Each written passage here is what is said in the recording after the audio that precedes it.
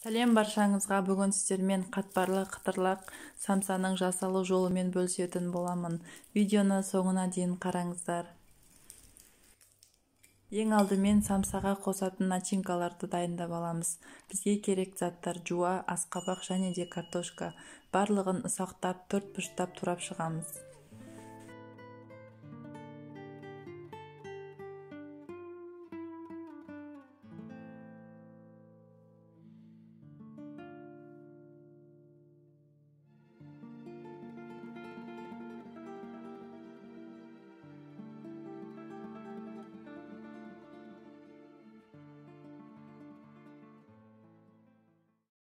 Барлығын турап болған соң ыдысымызға салып аламыз.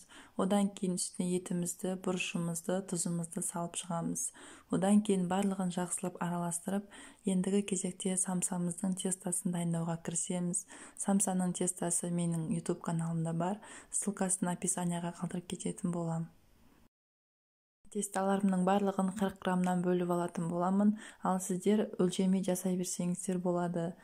Барлығын бөліп болған соң жаюға кірісеміз, орташа қалыңдықта жаясыздар.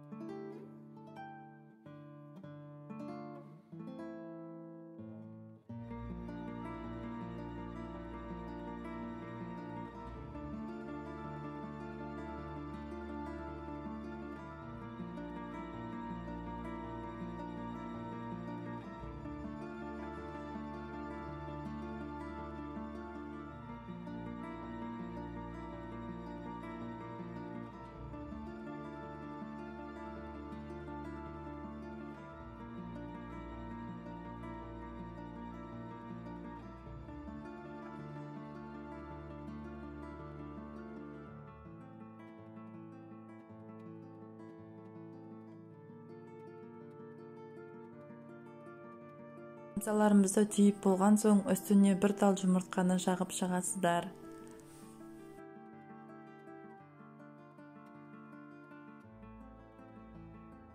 Осымен біздің дәмді самсаларымыз дайын болды. Қызып тұрған пеште 180 градуста 20-30 минутта пісіріп аласыздар. Видео рецепт ұнаса, менің каналыма тіркеліп, лайк басып, комментарий жазуды ұмытпаңыздар.